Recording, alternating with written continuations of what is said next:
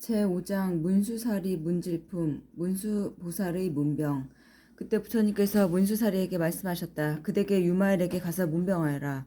문수사리가 부처님께 말씀드렸다. 세존이시여, 저 상인에게는 대답하기가 매우 어렵습니다. 그는 실상을 깊이 통달하여 법유를 잘 설하며 변제가 막힘이 없습니다. 지혜가 걸림이 없으며 일체 보살의 법식을 다 압니다. 모든 부처님이 비밀스러운 법장에 다 들어가며 모든 마군을 항복받아서 신통에 잘 논일며 그 지혜와 방편을 이미 다 이뤘습니다. 비록 그러하나 마땅히 부처님의 성스러운 뜻을 받들어 그 문에게 가서 문병하겠습니다. 대중 가운데 여러 보살과 큰 제자들과 제석천과 범천과 사천왕이 다같이 이런 생각을 하였다. 지금 두 대사인 문수사리와 유마일이 함께 이야기를 나누면 반드시 묘법을 말할 것이다. 하고는 곧 8,000명의 보살과 500명의 성문과 천인이 다 따라가고자 하였다. 이에 문수사리가 여러 보살과 큰 제자들과 모든 천인에게 공경이 둘러싸여서 비아리 대성에 들어갔다. 그때 장자 유마일이 마음으로 생각하기를 지금 문수사리 보살이 대중과 함께 오고 있을 것이다 라고 생각하여 곧 신통력으로 그의 집안을 모두 비우고 온갖 소유물들과 여러 시자도 다 없애고 오직 형상만 하나 놓아두고 병을 앓으며 몸져 누워 있었다. 문수사리가 그의 방에 들어가니 침상 하나만 홀로 있었다. 그때 유마일이 말하였다. 잘 오셨습니다. 문수사리여. 오지 않고 오셨으며 보지 않고 봅니다. 문수사리가 말하였다. 그렇습니다. 거사여. 만약 와 버렸다면 다시는 오지 못하며 만약 가버렸다면 다시는 가지 못합니다. 왜냐하면 오는 사람은 어디에서 오는 바가 없으며 가는 사람은 잃을 곳이 없으며 볼 것이 있는 사람은 다시는 보지 못하기 때문입니다. 그러나 이 일은 잠시 이쯤에서 그만두겠습니다. 거사여, 병은 참을 만합니까? 치료는 차도가 있습니까? 더 심하지 않습니까? 세존께서 한량없이 간곡하게 물으셨습니다. 거사여, 이 병은 무슨 원인으로 생긴 것입니까? 병이 난 지는 얼마나 되었습니까? 어떻게 하면 나을 수 있습니까? 유마일이 말하였다. 어리석음으로부터 애착이 있어 나의 병이 생긴 것입니다. 일체 중생이 병이 들었기 때문에 나도 또한 병이 들었습니다. 만약 일체 중생이 병이 나으면 나도 병이 나을 것입니다. 왜냐하면 보살은 중생을 위해서 생사에 들어가기 때문입니다. 생사가 있으면 병이 있지만 만약 중생이 병이 없어지면 보살도 병이 없어집니다. 비유하자면 장자에게 오직 아들이 하나 있는데 그 아들이 병이 들었으면 부모도 또한 병이 들고 만약 아들이 병이 나으면 부모도 또한 병이 낫는 것과 같습니다. 보살도 또한 그와 같아서 모든 중생을 사랑하기를 아들과 같이 합니다. 중생이 아프면 보살도 아프고 중생이 병이 나으면 보살도 또한 낫습니다. 또 말하기를 병이 왜 생겼느냐고 하였는데 보살의 병은 큰 연민의 마음으로 생긴 것입니다. 문수사리가 말하였다. 거사여, 이 방이 왜 텅 비어서 시자가 없습니까? 유마일이 말하였다. 모든 부처님의 국토도 또한 텅 비었습니다. 문수사리가 또 물었다. 무엇으로서 텅 빈 것을 삼습니까? 텅 비어 있기 때문에 텅 빈 것입니다. 또 물었다. 그러면 그 비어있는 것은 무슨 까닭으로 비어있습니까? 답하였다. 분별이 없음이 비어있음입니다. 또 물었다. 비어있음을 분별할 수 있습니까? 답하였다. 분별도 또한 비어있습니다. 또 물었다. 비어있음은 마땅히 어디에서 구합니까?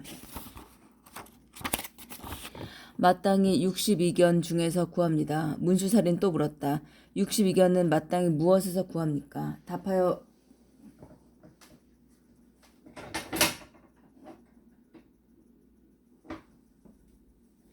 답하여 말하였다. 마땅히 모든 부처님을 해탈에서 구합니다.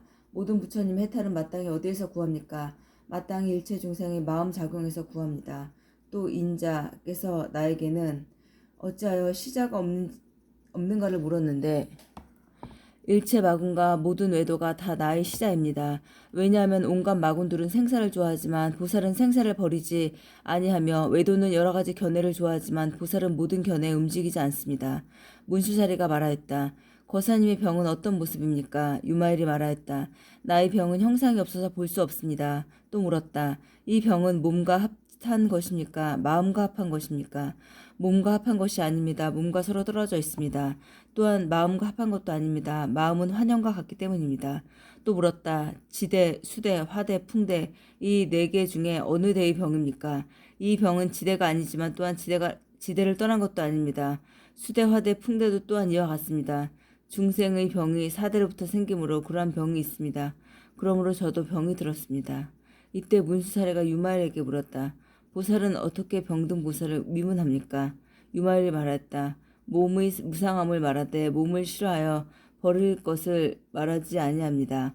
몸에는 고통이 있음을 말하되 열반을 즐기기를 말하지 않습니다. 몸은 무아함을 말하되 중생을 가르쳐 인도함을 말해야 합니다. 몸이 공적함을 말하되 마침내 정멸함을 말하지 않습니다. 과거의 죄업 참여하기를 말하되 과거에 빠져 있기를 말하지 않습니다. 자기 병으로서 다른 이의 병을 연민스럽게 여기며 마땅히 숙세의 오랜 세월의 고통을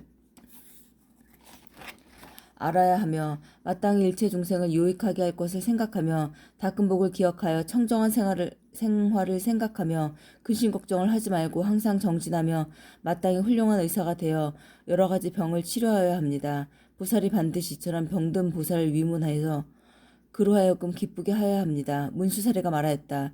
거사여 이 병을 앓는 보살은 그 마음을 어떻게 조복 같습니까? 유마일이 말하였다.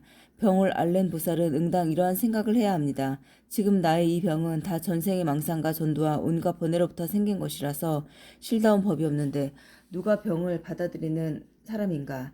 왜냐하면 사대가 화합하여 거짓으로 이름하여 몸을 삼으나 사대는 주체가 없고 몸도 또한 무하라. 또한 이 병이 생긴 것은 모두 나에게 집착함으로 말미암은 것이니 이러한 까닭으로 나에게 응당 집착을 내지 말자라고 해야 합니다.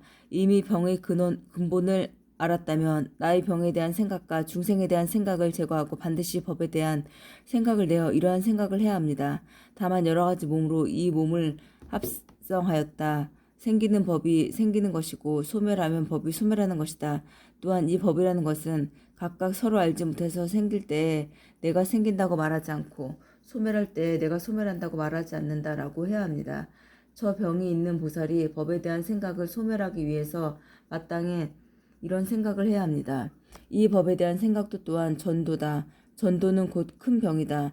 나는 응당히 그것을 떠나리라. 어떻게 떠나는가? 나와 나의 것을 떠나는 것이다. 어떻게 나와 나의 것을 떠나는가? 이를테면 두 가지 법을 떠나는 것이다. 무엇이 두 가지 법을 떠나는 것인가? 이를테면 안팎의 모든 법을 생각하지 않고 평등한 것이다. 무엇이 평등한 것인가? 이를테면 나도 평등하고 열반도 평등한 것이니 무슨 까닭인가 하면 나와 열반이라는 두 가지는 다 텅 비었기 때문이다. 왜 텅 비었는가? 다만 이름뿐이기 때문에 텅 비었다. 이처럼 두 가지 법이 결정적인 체성이 없다라고 생각합니다.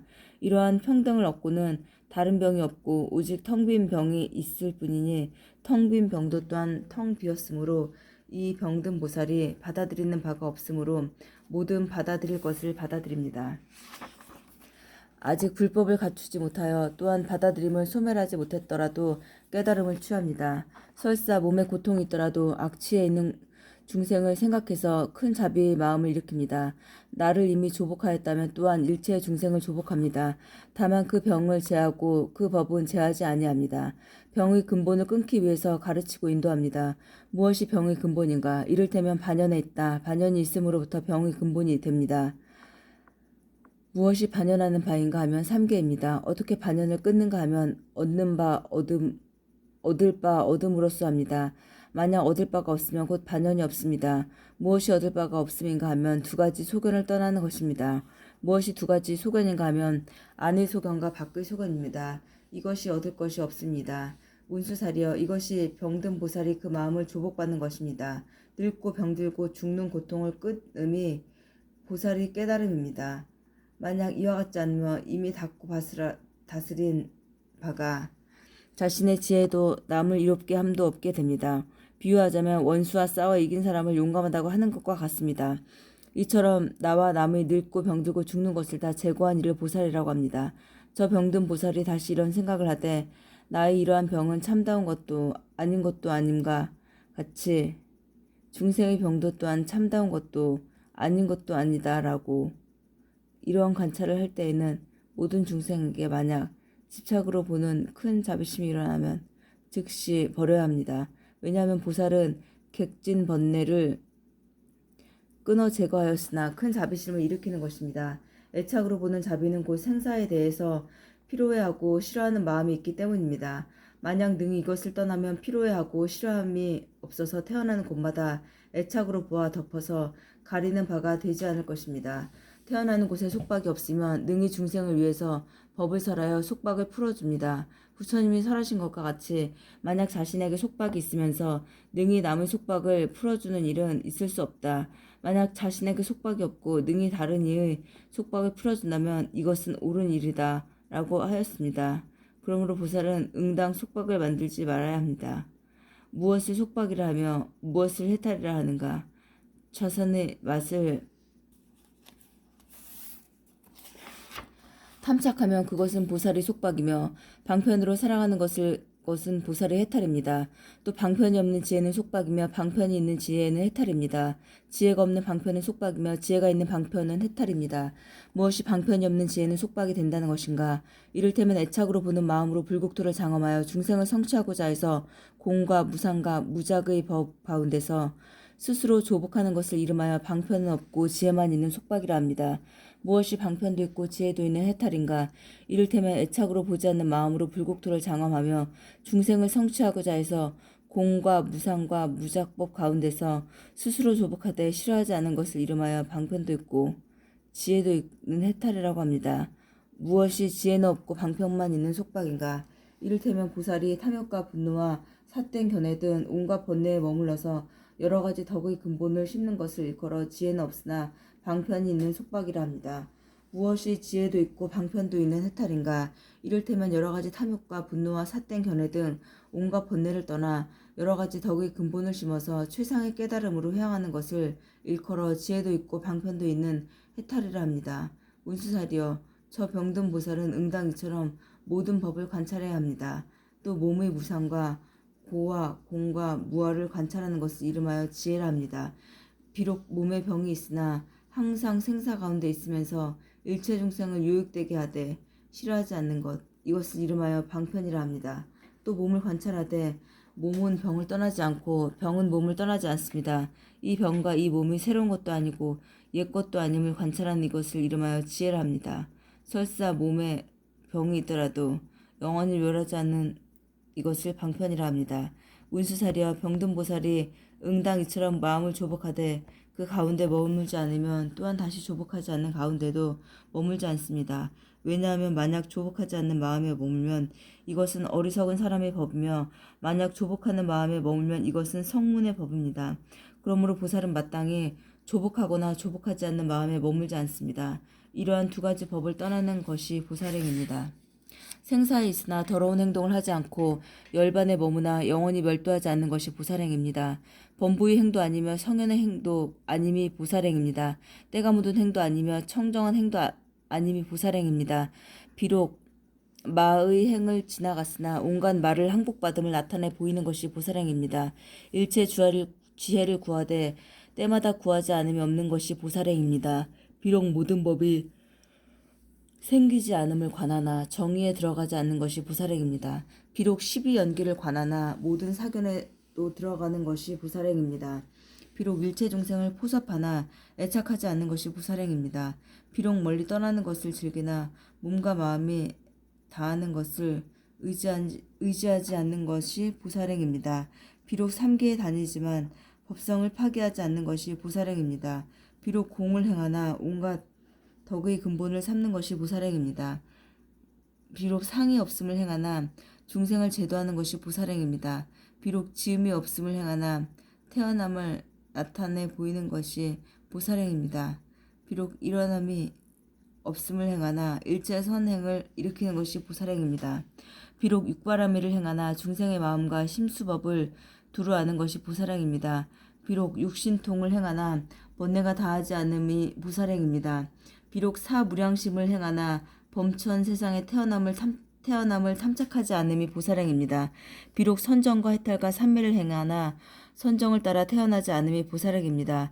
비록 사념처를 행하나 필경의 신수심법 즉 사념처를 영원히 떠나지 않는 것이 보살행입니다. 비록 사정근을 행하나 몸과 마음을 버리지 않고 정진하는 것이 보살행입니다. 비록 사여의족을 행하나 자제한 신통을 얻음이 보살행입니다. 비록 오근주를 행하나 중생의 모든 근이 영리하고 두남이 분별하는 것이 보살행입니다. 비록 오력 행하나 부처님의 10가지 힘을 즐겨 구하는 것이 보살행입니다. 비록 칠각분을 행하나 부처님의 지위를 분별하는 것이 보살행입니다. 비록 팔정도를 행하나 한량 없는 불도를 즐겨 행하는 것이 보살행입니다. 비록 지관과 37조도 법을 행하나 필경의 정멸에 떨어지지 않는 것이 보살행입니다. 비록 모든 법이 불생불멸함을 행하나 상으로서 그 몸을 장엄하는 것이 보살행입니다. 비록 성문과 벽집으로 위의를 나타내나 부처님의 법을 버리지 않는 것이 보살행입니다. 비록 모든 법이 끝까지 텅 빈 모습을 따르나 응당 발을 따라서 그 몸을 나타내는 것이 보살행입니다. 비록 모든 불국토가 영원히 정멸한 것이 공과 같음을 관찰하나 가지가지 청정한 국토를 나타내는 것이 보살행입니다. 비록 불도를 얻어서 법륜을 굴리나 열반에 들어가나 부살도를 버리지 않는 것이 보살행입니다. 이러한 말을 할 때 문수사리가 거느린 대중 가운데 8,000명의 천자가 모두 최상의 깨달음에 대한 마음을 발하였다.